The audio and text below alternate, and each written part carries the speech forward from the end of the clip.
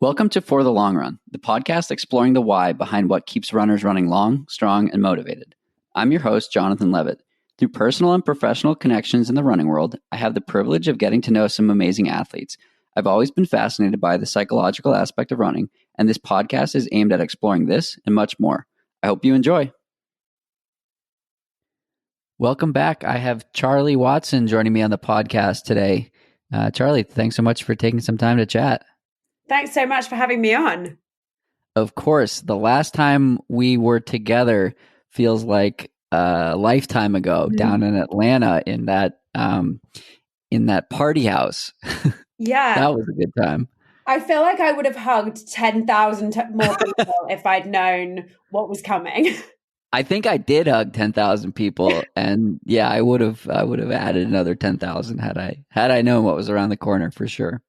Yeah, that was a fun weekend. I'm glad that like one of the last weekends where I was able to see people was really fun and really worth it.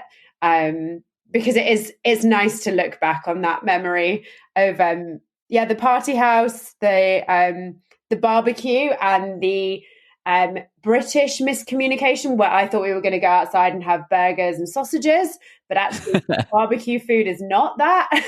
And yes, that's like a great race weekend.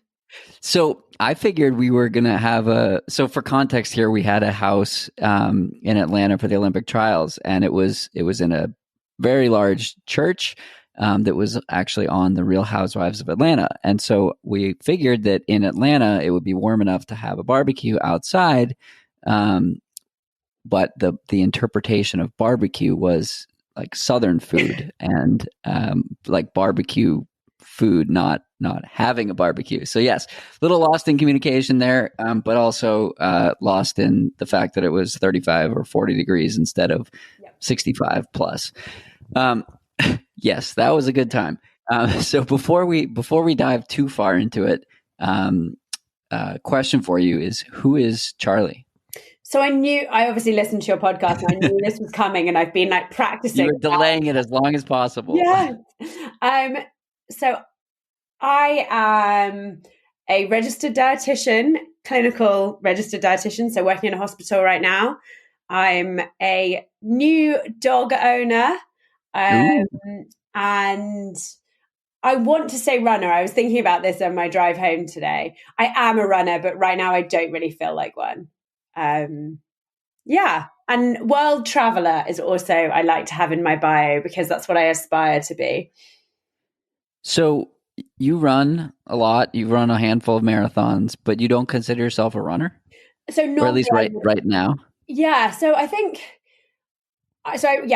Up until maybe 6 months ago, I definitely would be like, yeah, I'm 100% a runner. I've run 13 marathons. I have run thousands of miles across the globe. But right now I'm struggling to run my 5K.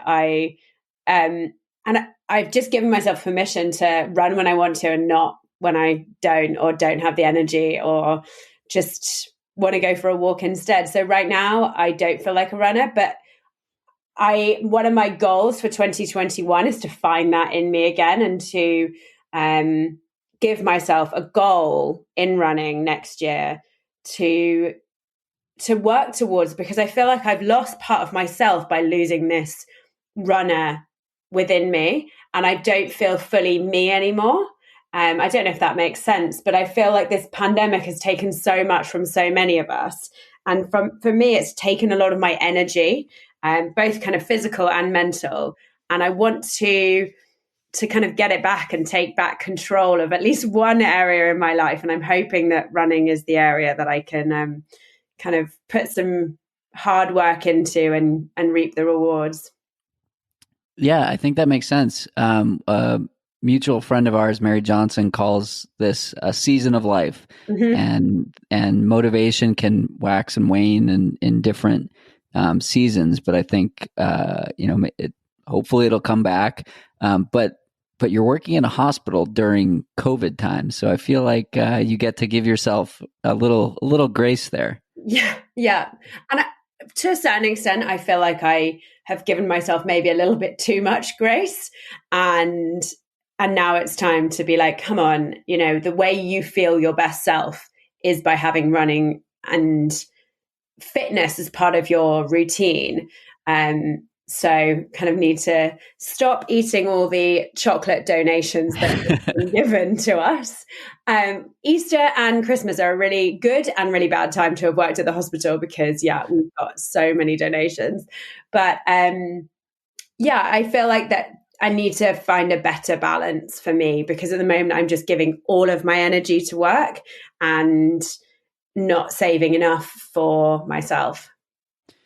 Do you think you would be in a worse place if you tried to push through and did your 5K or 10K every day anyways? I honestly don't know, and I'm going to give it a go and see, and be really honest with myself, and just take it day by day, week by week. I mean, I'm sure you watched the Marathon Project last week, Yeah.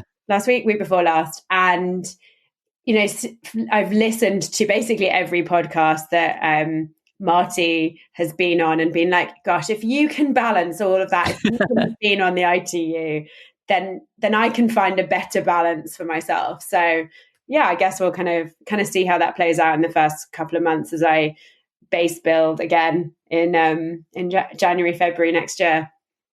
Yeah, I could go either way on it. I feel like part of it is honoring your body and listening to the what it's telling you, which is I don't have it in me to run right now.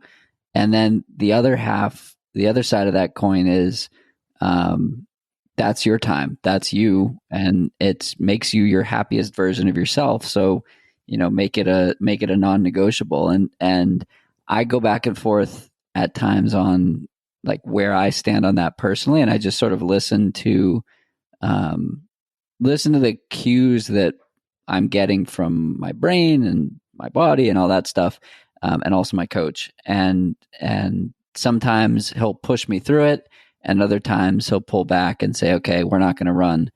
It's like I just took almost a full week off just because I like hit a wall in life and running and whatever. And I ran today, and it felt amazing. I'm like, great, we're back. This is good. It was like 4 days off. But I think the point is like sometimes you just have to experiment and see what happens. And then sometimes, you got to carve that time out and set yourself up to be happy, or the happiest version of yourself. Definitely. I think, this idea that our body always knows best, like my body probably up to its detriment would take me to like the McDonald's drive-through more often than is actually good for me, my mental health, or my wallet. I sometimes think that you can train your body to want certain things, and almost like I know that I eat better when I'm running more, and then I sleep better when I'm running more. And so I kind of think of this as like when I control one aspect, the rest of my body goes with it and then takes what it needs. I don't know whether that makes sense, but definitely I'm not one of those people that is like, oh, I just really crave this salad very often. I'm like, if I didn't make smart choices all the time, my body would choose the like chicken nuggets. And this is coming from my dietitian. Hands up. I didn't have the best diet when I was younger, but I think that almost teaching your body and letting it kind of develop. I don't know where I'm going with this, but letting it develop kind of right, if I eat this, then I feel good. If I do this, then I feel good. And like a pattern and a routine with that is how I know that I feel and perform at my best. So it's kind of sometimes my body needs an override switch to be like, choose this, you will feel better. I feel like once you get in, sometimes you do have to override it, but once you get back into that groove, then it becomes like clockwork, or like, just back in the groove. Mm-hmm. I'm looking forward to hopefully being back there at some point next year. And I'm sure that we all are hoping that we can be back in our somewhat normal lives next year. Yes, I feel like I've seen you at like a bunch of different races all across the country. So definitely hoping to run into you again at some point once the races come back online. But um, do you remember? So switching gears a little bit, do you remember your first run and what got you into the sport initially? Yes, it was awful. I had actually already signed up for the London Marathon. Oh, Well, you're another one of those. yeah. Awesome. So I had signed up for the London Marathon, and I got a call from the charity that I had like registered to run with. And they were like, "You've got a place. How's your training going?" And I was like, "Great. It's going really great." Yeah. So then I went out for a run that afternoon. And And that was your first run? so I mean, I ran at school, like not Yeah, properly. yeah, yeah. I ran as Got it. part of hockey, and I played field hockey at school and netball, and I had to do athletics at school, but I never ran for For fitness or running. enjoyment. It Yeah. was all as part of an organized school event. Um, I mean, the first run I really, really remember is having to run at. I went to an all girls boarding school, and we had to run the 1500, and we had these athletics pants things that you had to put on under your tracksuit bottoms. And I got down to the field and realized I had forgotten to put those on. So all I had was my underwear. And my teacher made me run it in my pink underwear, 1500 meters around the track. It was awful. And so so the first race you signed up for was a marathon, it sounds like. Yeah. Yeah. And Pretty much. so why did you do that? So I wanted to do something huge in memory of one of my friends that I lost at uni.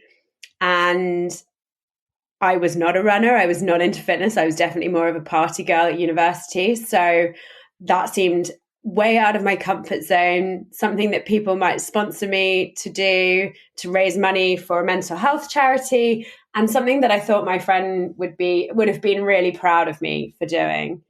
And it was a way to channel my grief. I didn't really know how to deal with it. So having something to focus on, to get up, 3-4 times a week and go out and get the miles done and feel like I could channel my energy into that was really beneficial for me. And yeah, it changed my life more than I thought. I'd be one and done, tick the box, get the kudos, and then move on with my life. Well, that didn't happen. No. So, Sometimes I think about that when I'm out on like a really wet, disgusting, miserable run, and I'm like, imagine if I hadn't ever done that. there are people that sit inside when it rains Yeah, instead of running. There are people that sleep in. yeah. Go figure.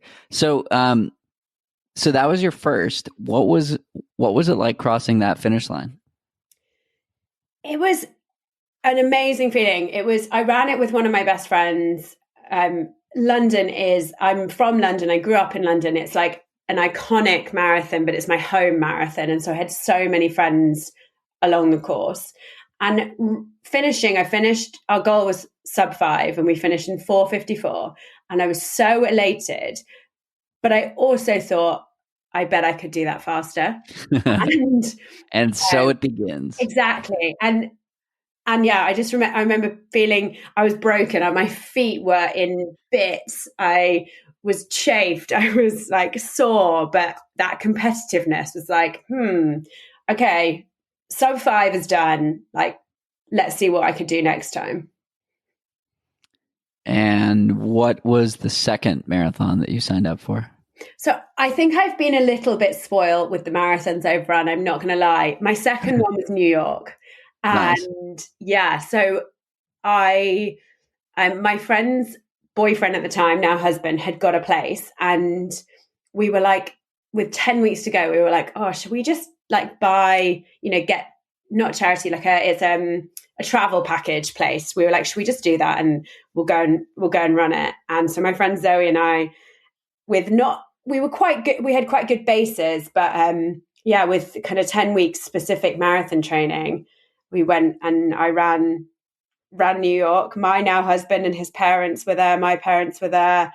And I had so much fun and knocked like 45 minutes off my time. Didn't realize New York was that hilly. Cried as at mile like 22, that uphill just before you go into the park. And again, just thought, right, at 4:09, I bet I could do better than that. And you just kept shaving the time off. I mean, in an ideal world, yes, I did get faster, but no, it hasn't been. There have been some races that haven't gone to plan at all. And there have been some that I've done, like I did the LA Marathon totally for fun. I've run New York again just to enjoy it with running with friends. So as much as I sound like I'm always about the time, I do enjoy running marathons for the enjoyment of the crowd and the getting to see a city and just being part of that atmosphere, which I think is unlike anything else. For sure. So you mentioned, and I've noticed you like to run in the rain and all sorts of conditions and whatnot. So let's say it's cold and dark and raining. Why are you getting out the door? Usually because I've told one of my friends to run with me and got to go and meet her. But also because I think you just feel so good afterwards. I always feel so smart going into work when I've already posted my run on Instagram. My like colleagues are like, "So, have you already run this morning?" I'm like, "Yeah." I mean, I don't always look maybe the most professional as in my like top knot, wet hair, but yeah. I mean, I think there's just something. It's just you, and it's like you against the weather and whatever else you've got going on in life, that makes you just feel so good after a run, even if you're a bit soggy. Definitely. Yeah, I think that the accountability is huge, particularly when it's nasty out, and then the feeling you get, coming back in from a run like that is great. I love it. Yeah. One of the things you mentioned about signing up for your first marathon, you were doing it for a mental health charity. So that was a while ago now, and we talk frequently about mental health and the need to remove the stigma and all of that stuff. So where did your own personal interest in talking about mental health come from, or was it all involved, or did it begin with that marathon? Yeah. So, I mean, so my friend that I lost at uni, sadly took his life after suffering from depression, and I lived with him and I didn't know. And that was the hardest thing to get over, was that I couldn't work out whether I was so wrapped up in my own student uni life that I didn't notice the signs, or whether he just hid it really well. And I don't think I'll ever really know. But Right. it was the fact that maybe he didn't feel like he could talk to me about this, or he didn't talk to anybody about it, that got to me. And I just thought, the statistics for male suicide and the male depression just absolutely horrifies me.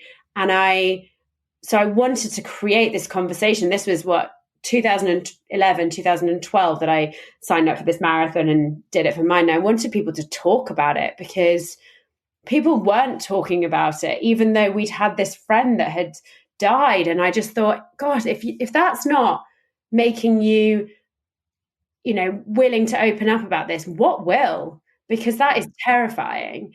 So yeah, it started there. And that was how, that's how I got into talking about mental health. It was about somebody else.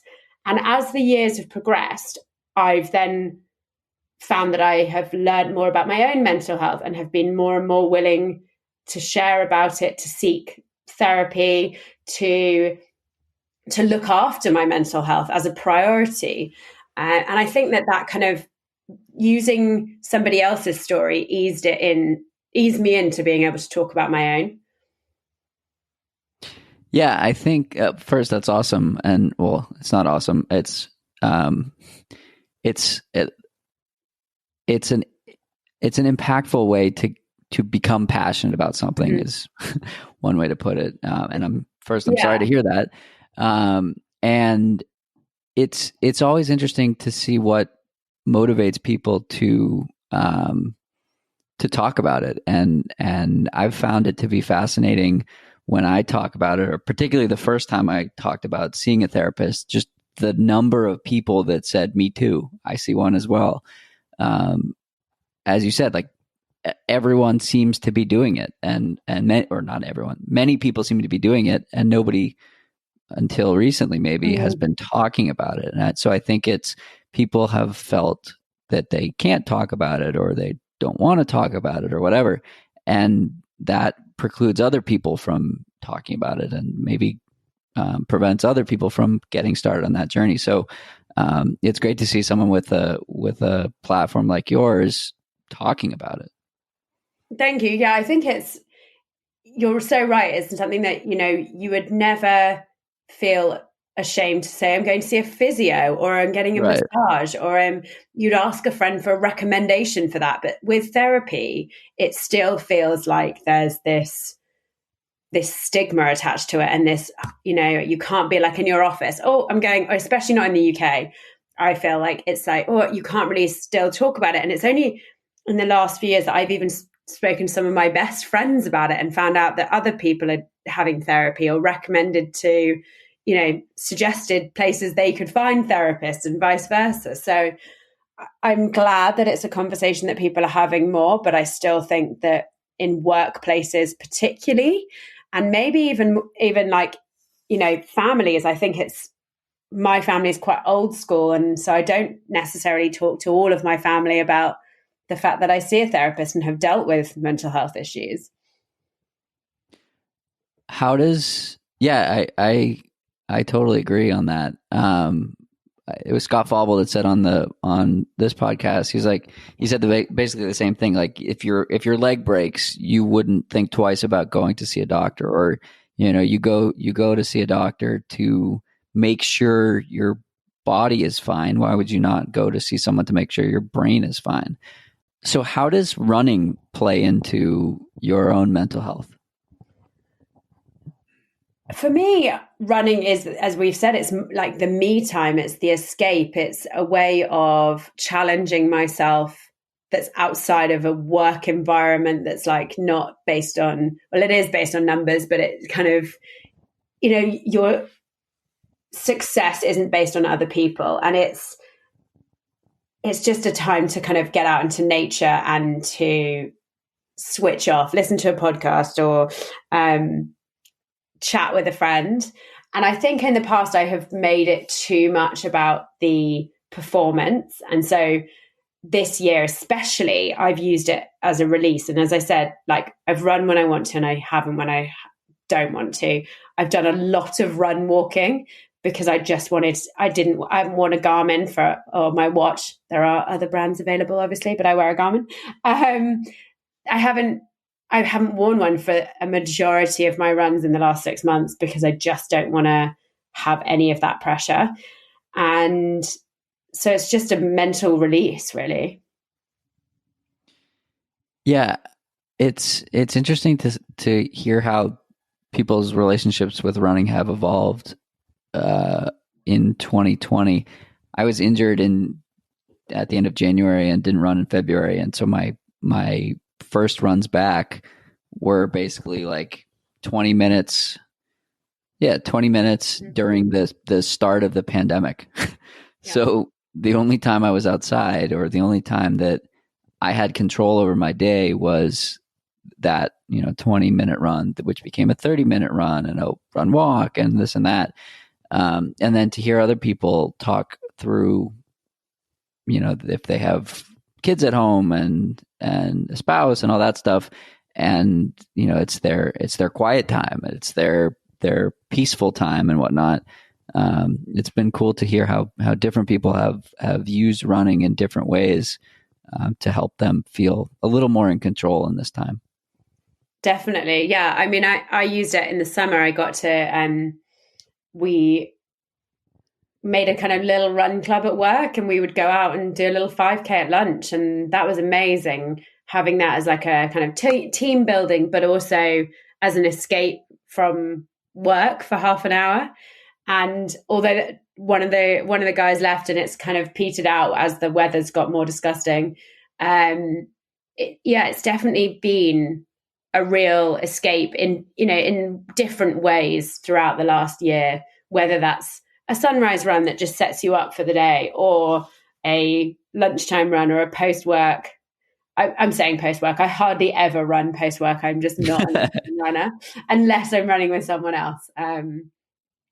But yeah, I know so many people have found running this year because gyms shut, exercise classes stopped.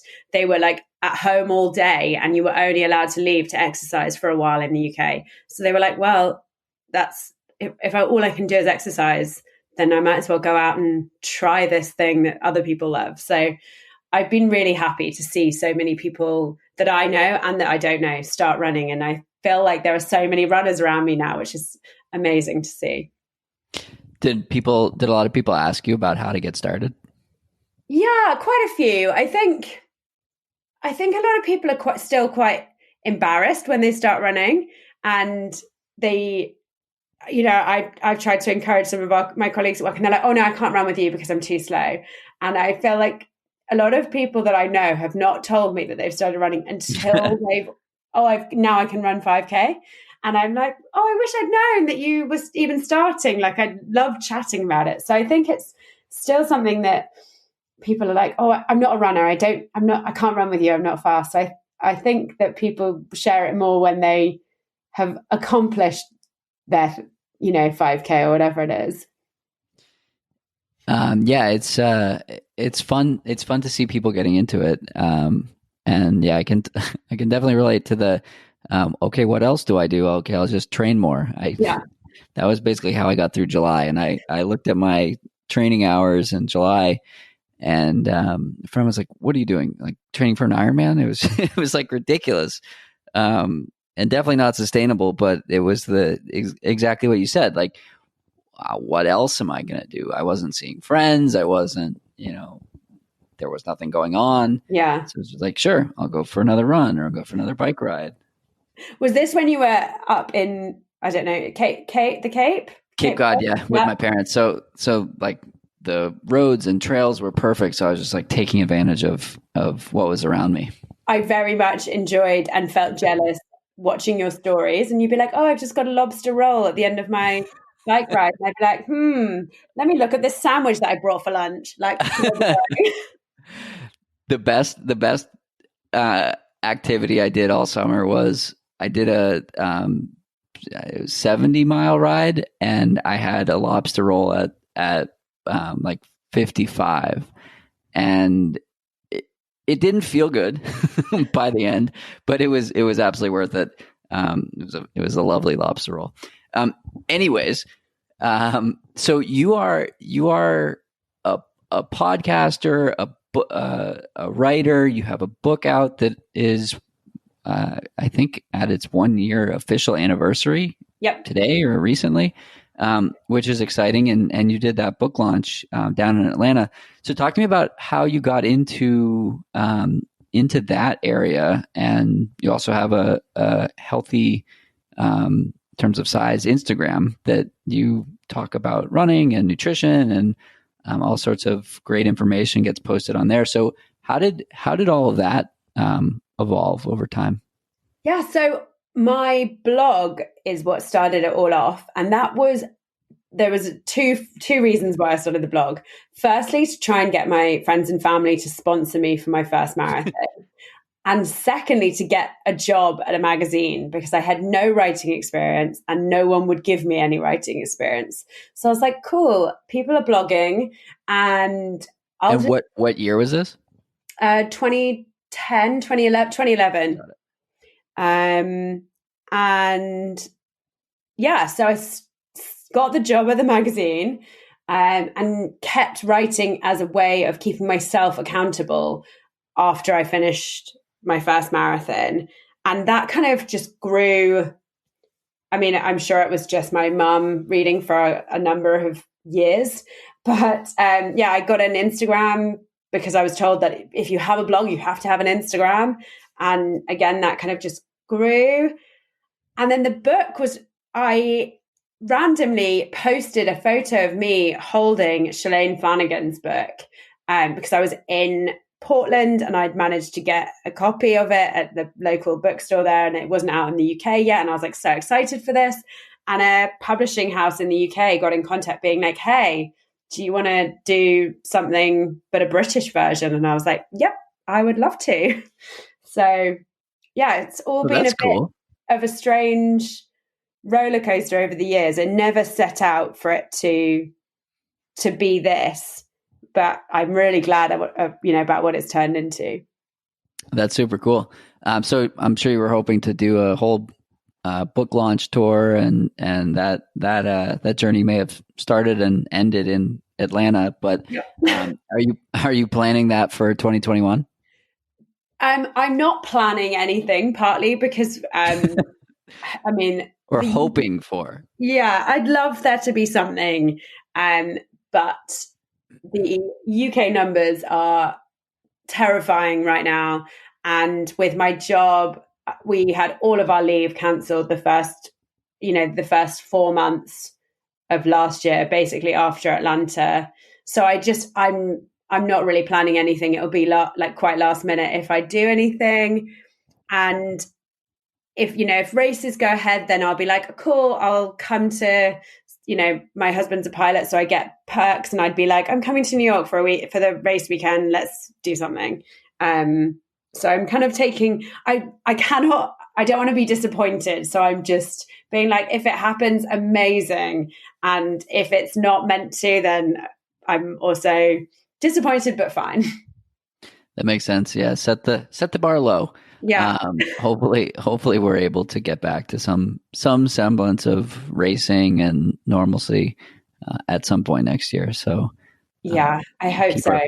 Keep our fingers crossed. What are some goals you have for running in the next couple of years?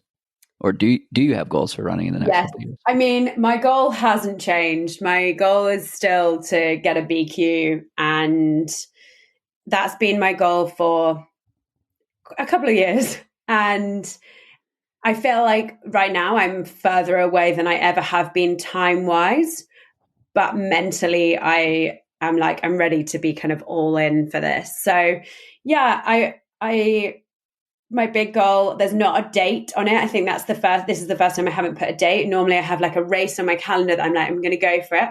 And I'm just going to see how training goes, do a very big base building, I'd like to get my 5K time down, and then see when I'm ready to kind of go for it, basically. What is it about the BQ?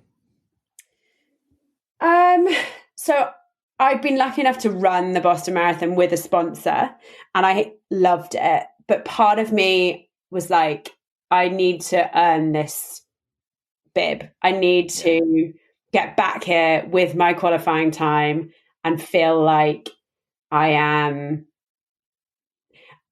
a part of the Boston Marathon in a different way. And I mean, hats off to the amazing charity runners. They do an incredible job. But I feel like for me, I want to be back there on that start line with my bib that I've earned. And also it's this like, when I started running, I never thought I would be, in inverted commas, fast.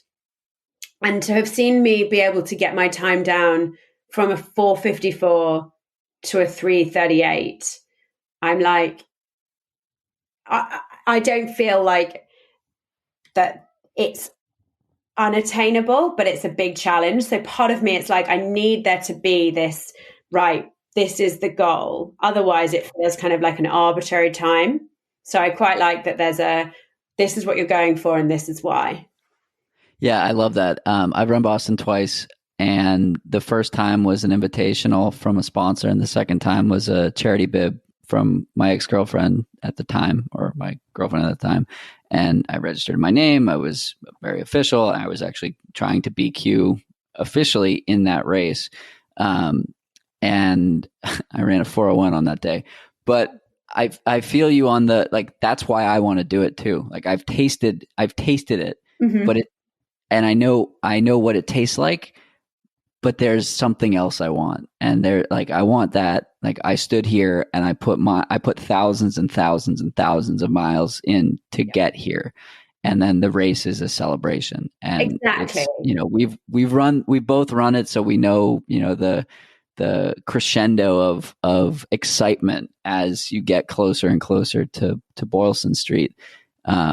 Yeah, I'm getting chills just talking about it. Like, and that's actually yes. where we first met, is on like a random Mexican right at the salad finish bar. line. Yeah. Yes, I was like, wait a minute, I recognize that voice. Yeah. And I forget who you were there with, but My I feel friend like Kindle, we'd actually done the last like 17 miles of the course, and we were like, remind me again why we want to qualify for this again? Because it's a hard course. But yeah, you're right. There's like, I want it to be a victory lap. When I get my BQ time, I'm saying this like I'm getting it. That's the way to talk about it. Yeah, I want to run the race as just absorb every moment and not be going for a time when I run it. I'll just be like, I'm all in, like soak up the atmosphere, take all the photos, high five, hopefully we'll be hugging and kissing and all sorts by then. So yeah. The kissing is a thing in that race. Yeah. There's, for those that haven't run it or don't know, it's the what is it called? The mile of the Wellesley College Scream Tunnel. That's it. It's amazing. So I remember seeing you and Kindle there, and I was like, wait a minute, I recognize those faces. It's just so funny how in such a city, it's just so small. When I ran in 2015, I had just run a marathon like 6 weeks prior, and I went into it with no expectations besides like I must have as much fun as possible, and that's the goal. I didn't look at my watch until mile 25, and I woke up the next day with sore biceps and triceps from fist pumping, like all the way from mile 23 to the finish line. I like very, very, like my legs were not sore, but my arms were like trashed. It was hilarious. So that's the way to do it. That is definitely the way to do it. So what do you think you'll be thinking of when you stand on that start line? I think like you said, all of the thousands of miles, all the effort, the hard work, the community around what it takes to get someone to a marathon start line. And I think it'll be quite overwhelming. I feel like it will be like no other start line, because I'm hoping there won't be nerves, because it'll just be totally for fun. Whereas normally I stand on the start line, I'm like, oh, am I going to be able to finish this? What time am I going to get? How much is this going to hurt? Whereas I'm hoping to stand on that start line and just be like, this is however many years and miles of work, and this is the party. Yes. I can't wait. I feel like I need to remember that in my head when when it's cold, when it's dark, when it's wet, and you're like, get out of bed. That moment is going to be worth it. Yeah, that's the carrot that keeps people going. And the cool thing is, when you hit your goal, you can have that carrot over and over and over again. So it's not like the time on the clock is the goal. It's this ever evolving goalpost that's like standing on that line is the reward and is the celebration and is the goalpost. But what you do after that doesn't matter at all. Yeah. I think it's powerful when you can get to that. It took me 4 years to get to that. I stood on the start line in Providence last year, and it was cool and rainy, and I stood on the start line and I couldn't stop smiling. And I was like, this is my day. Like this is a celebration. I hadn't raced a marathon in, I think, 25 months. And I ran my time, and it was a celebration. Sadly, that wasn't fast enough to get me into Boston, despite running sub 3. So we'll have to do it again. But you just get to do that that again, like that's the fun of it, isn't it? The fun and the heartbreak is that Right. you get to do it again. And I remember so clearly your like the photos with your dad and like it just being such a special day for you. And I think it was not that long before I ran my marathon, and I remember you messaging me, being like, I actually remember this so clearly. I was like sitting in a bath in Edinburgh, and you messaged me being like something like, let it rip or go for it or something, and I just was like, right, I'm giving it everything tomorrow. So the power of social media, of seeing somebody else achieve their goal, is so motivating and inspiring for me personally. Like I think that I draw so much energy from this running community on Instagram. It's, especially at the moment where we can't see other people very much. Right. Seeing Yeah. somebody having done their run already, and you're like, oh, I can get up and go and do mine. we have the advantage here where you're a few hours ahead, so we see your runs every day while we're just getting out of bed. But yeah, I totally agree. It's the like, oh, that person's doing it, oh, that person's doing it, oh, and it's that healthy, I don't want to say comparison, but it's that healthy motivation that Mm-hmm. somebody else is putting in the work and getting it done, and look, it's working. And then on the like talking with friends on Instagram front, it's like I talk to my like running friends across the country more frequently than I see my friends that live, less than a mile from me, more so now than ever before. But Yeah. it's definitely powerful, and it's cool. It's cool to watch somebody's training evolve through many, many kudos along the way. Yeah, definitely.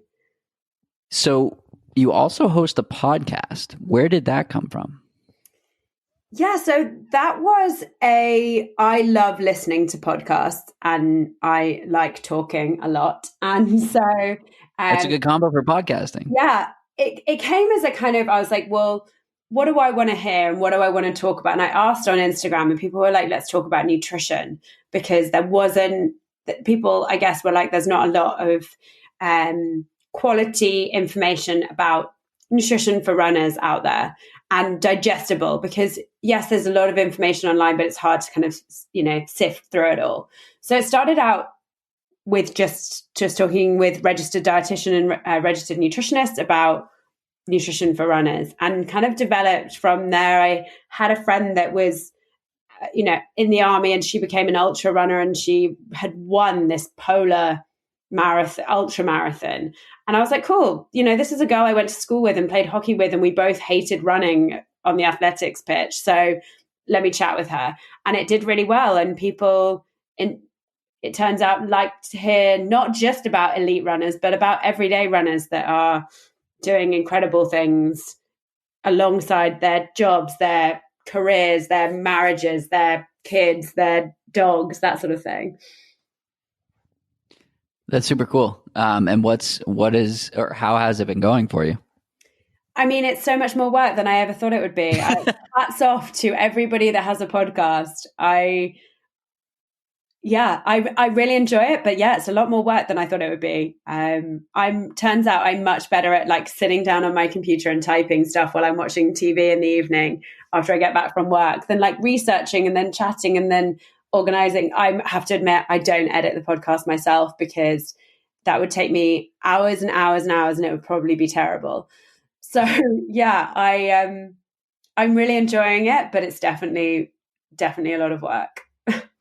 Yeah, it's one of those like labor of love things that I didn't know how much work it would be, and it sort of varies in the amount of work that each episode is. But sometimes it's a lot, sometimes it's not very much. But it's so cool to hear people enjoying the podcast and hear people enjoying what we're putting out. So hopefully you get some nice feedback on it as well. Yeah, I mean, that is the best, and knowing that you have, kind of kept somebody company on their run. I love hearing that, and that you inspired or motivated or just get passed on some information, something that was helpful for someone. And I feel like maybe people, sometimes you think an episode's going to do really well and it doesn't, but then sometimes an episode you're like, oh, okay, I like this one, does really well. And I think that it's really nice to kind of understand what resonates with people, because you do get more feedback on a podcast, I think, than you do on like a blog post, perhaps.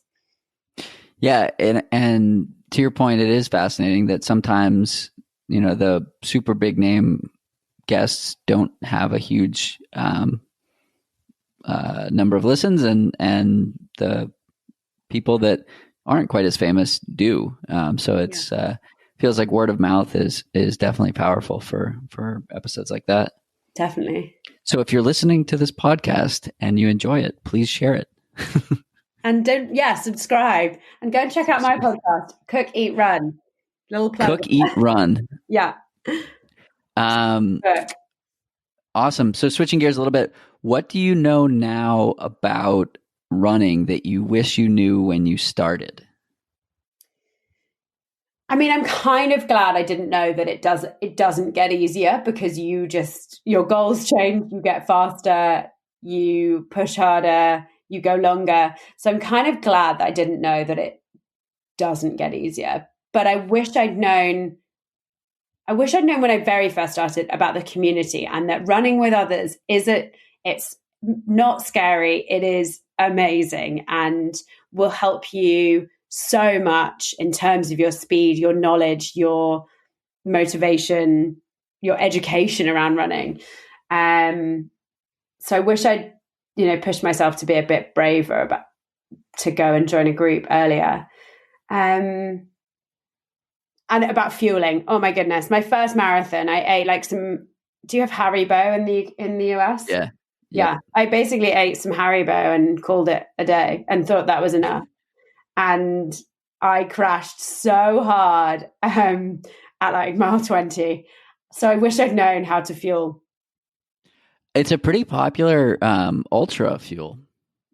Yeah, but they probably don't just have a small handful and think that that's fine. Yes, probably true. And I think this might be the last question, but what do you wish people knew about you?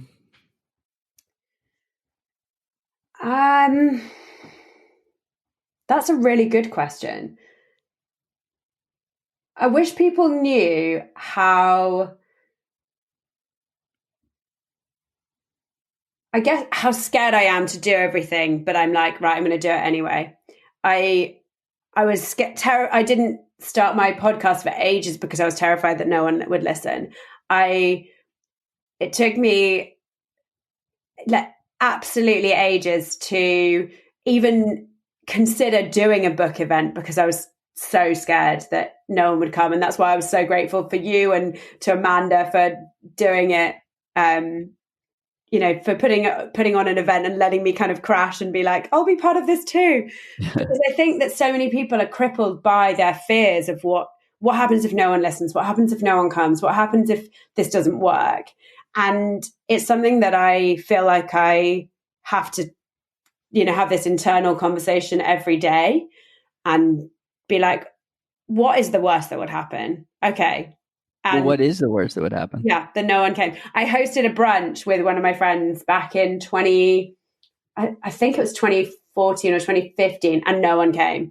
And we still had a really nice brunch. And then we got froyo and we were sad, but it was fine. And then the next year, 30 people came. And the next year, 40 people came. And I was like, okay, the worst happened and we got over it and we did it again. And it wasn't that bad. So I think that sometimes maybe online it comes across like I'm really confident and that, things just happen, but actually a lot of hard work and B, a lot of internal deliberation goes on behind the scenes. That's awesome. And thank you for sharing that. I think that's, that can be said for everyone, that we all have all this crap going on, and we just see the forward facing version of everybody. Yeah. And I think that that's, it's a good thing to remember when you see people succeeding, that you're like, right, well, why not me? what have they kind of done to achieve that, and what can I do if I want to achieve something, my own goals? What do I need to just get out of my own way sometimes? Do I need to get out of my own head sometimes and just do it? Yeah, sometimes it's just putting one foot in front of the other and seeing what happens next. Yeah, that awesome. is my main goal for 2021. Just start. Just start. Yeah, I love that's that. That's it. Cool. Well, thank you so much for taking some time to chat, and hopefully we can see each other. Maybe not in a church in Atlanta, but somewhere on the road at a race at some point soon. So hope to see you out there again soon. I feel like you need a trip to the London Marathon. I know, I would love that. I keep applying and I keep getting rejected. So maybe I'll just need to. There is a way to run your way in, right? I don't think for international. It's like, yeah. So, oh gosh, sorry. Yeah, it's we've got a qualifying, like a good for age qualifying time, which is pretty lenient. But I think is only for British nationals. Got it. Well, I'll keep applying and keep getting rejected, but at some point I got to get over there. Definitely. Awesome. Well, thanks again, and see you out there. Yeah, thank you so much for having me on. Of course. That's it for today's episode. Like many long runs, it's sad when it has to end. I hope you join in next week on For the Long Run, and in the meantime, happy trails. If you've enjoyed this episode, it would mean a lot to me if you shared it so that others can find it and enjoy it too.